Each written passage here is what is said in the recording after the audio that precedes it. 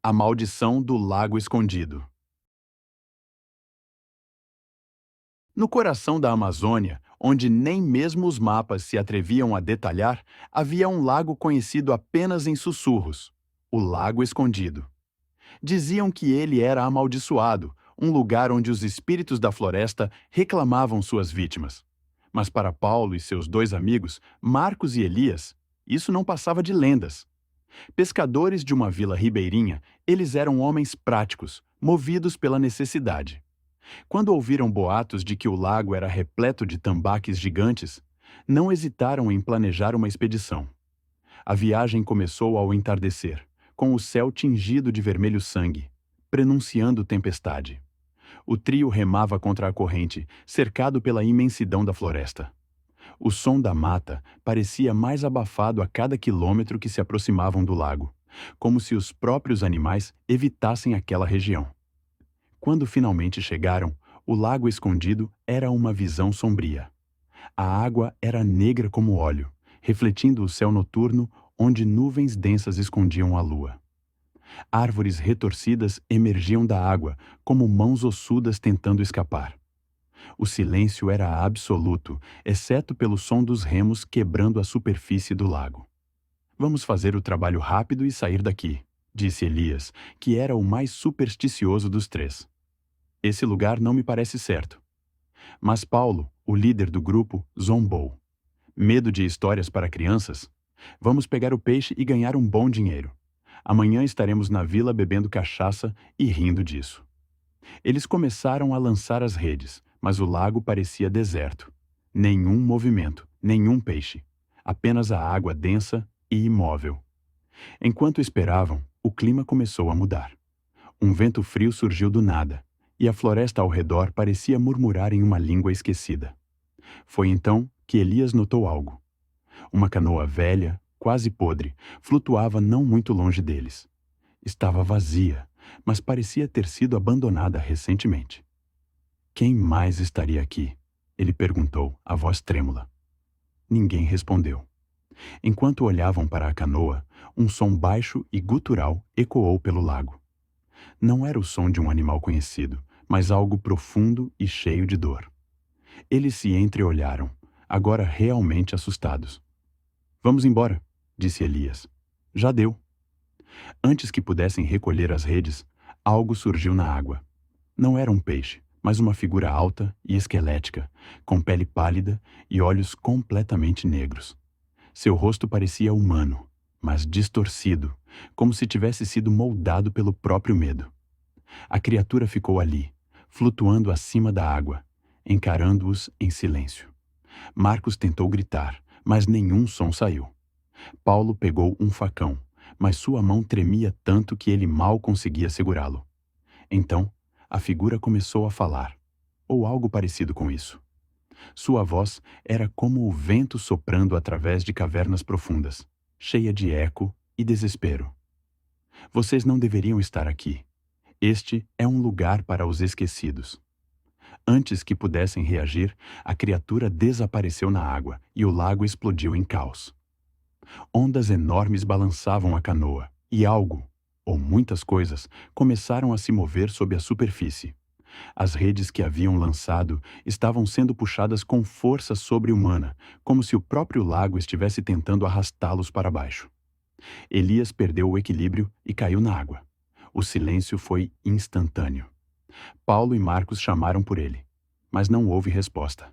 Apenas o som da água retornando à calma. Quando se preparavam para fugir, viram Elias emergir. Mas algo estava errado. Seus olhos estavam brancos, vazios, e sua pele pálida como cera. Ele subiu na canoa sem dizer uma palavra, e os dois homens sabiam que aquele não era mais Elias. Em pânico, Paulo e Marcos remaravam freneticamente, mas o lago parecia interminável. Luzes começaram a aparecer nas árvores ao redor, pequenas esferas que dançavam, e os seguiam como olhos vigilantes. Uma risada baixa, quase inaudível, começou a ecoar. Quando finalmente chegaram à margem, o céu começava a clarear, mas algo estava diferente. Não reconheciam o lugar onde estavam. A floresta era mais densa, mais escura, como se tivessem sido transportados para outro mundo. Elias não estava mais com eles. Até hoje, ninguém sabe o que aconteceu com Paulo e Marcos naquela noite. Eles voltaram à vila mudos, incapazes de contar o que viram. O lago escondido permanece intocado, um lugar onde nenhum pescador ousa voltar. Mas às vezes, durante a noite, moradores dizem ouvir o som de remos no rio e um canto baixo, melancólico, vindo de algum lugar nas sombras. O encontro no Rio Negro. A noite se estendia como um manto de ébano sobre o Rio Negro. A canoa de madeira deslizava silenciosamente pelas águas calmas, enquanto João e Miguel, dois pescadores experientes, lançavam suas redes na expectativa de uma boa pesca. O ar era pesado, saturado pelo aroma de vegetação úmida, e a floresta ao redor parecia viva, murmurando segredos em um idioma que nenhum homem compreendia. A lua, encoberta por nuvens densas, lançava apenas um brilho fraco, tornando as sombras ainda mais profundas e ameaçadoras. Estranho como hoje está mais quieto que o normal, sussurrou João, quebrando o silêncio. Miguel apenas acenou com a cabeça, mas seu olhar denunciava inquietação.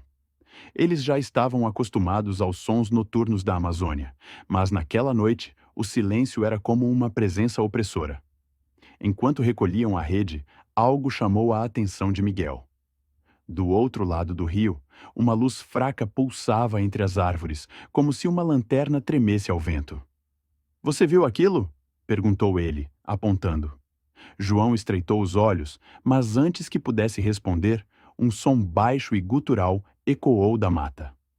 Não era um animal, mas parecia um lamento distante, carregado pelo vento. A tensão cresceu entre os dois homens, mas decidiram continuar a pescar. No entanto, quando João puxou a rede novamente, ela veio mais pesada do que o esperado. "Deve ser um peixe grande", disse ele, animado. Mas ao trazer o que estava preso, ambos se encolheram. A rede não trazia um peixe, mas uma velha boneca de pano, encharcada e com os olhos de botão faltando. "Isso é algum tipo de brincadeira?" perguntou Miguel, claramente desconfortável.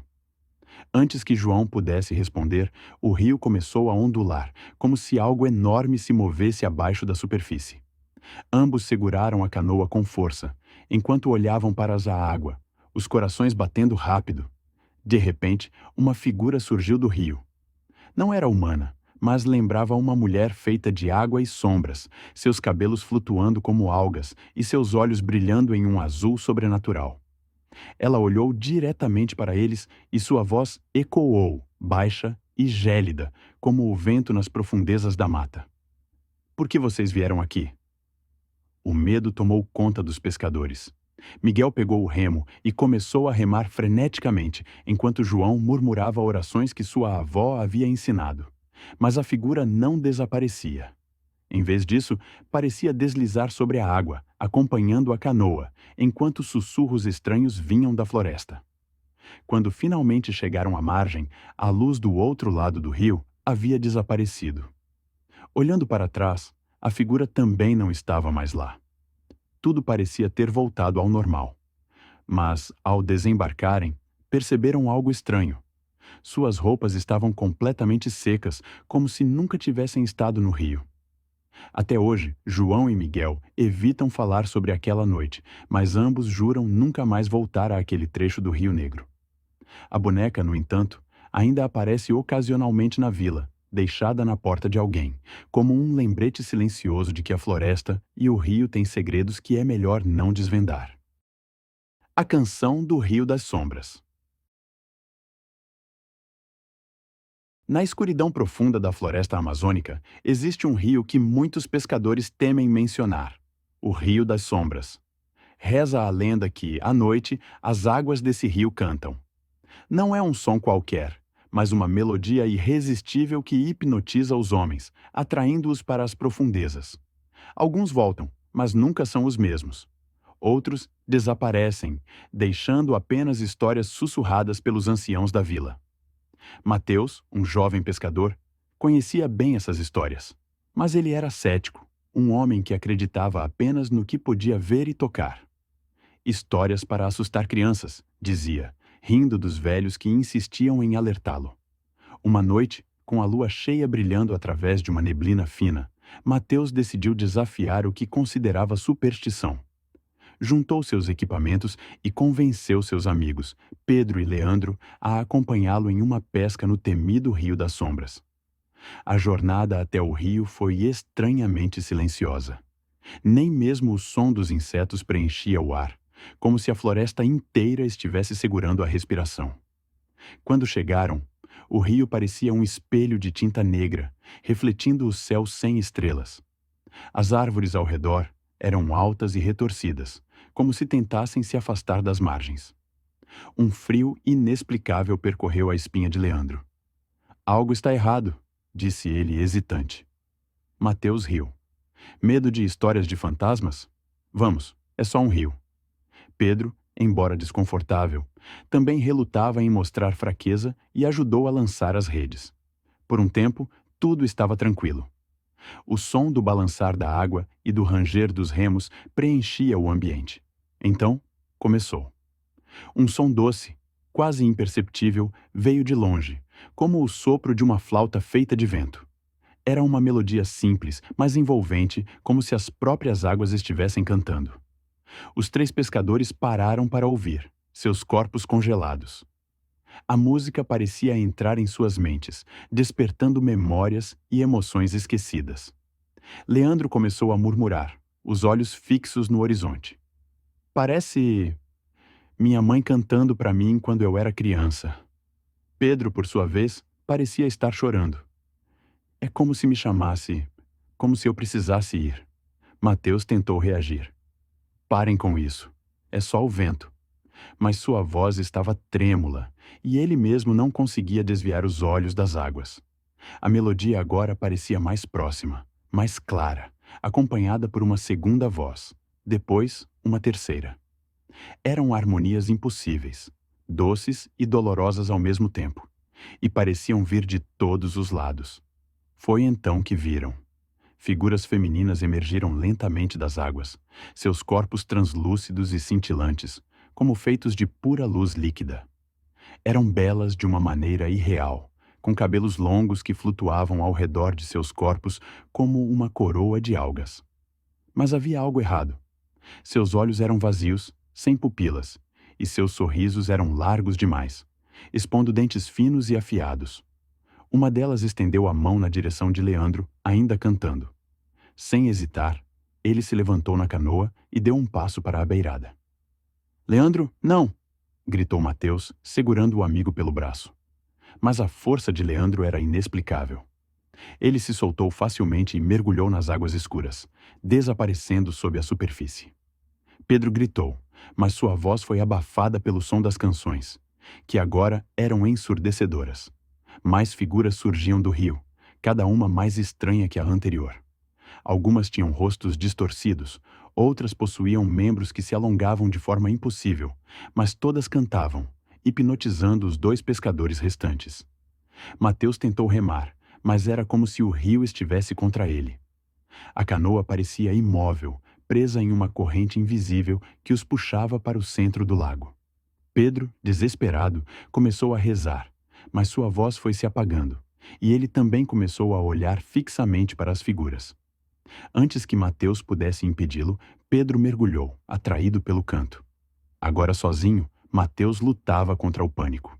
Ele tampou os ouvidos com as mãos, mas a melodia parecia vir de dentro de sua própria mente. Você não é real, gritou para as figuras, mas elas apenas sorriram mais amplamente, aproximando-se. Uma delas subiu na canoa, seus pés não fazendo som, e estendeu a mão para ele. Venha, disse ela, com uma voz que parecia um coral de milhares. Mateus fechou os olhos e começou a recitar as orações que sua avó lhe ensinara. Sua voz era baixa e trêmula, mas ele continuou. O canto diminuiu, tornando-se mais distante, até que finalmente desapareceu. Quando abriu os olhos, o rio estava vazio. A canoa, antes parada, agora flutuava tranquilamente na corrente. Mateus remou como um louco até a margem, Ao chegar, desabou na terra úmida, os pulmões queimando de tanto esforço. Quando olhou para trás, o Rio das Sombras parecia exatamente como antes, tranquilo e sombrio, como se nada tivesse acontecido.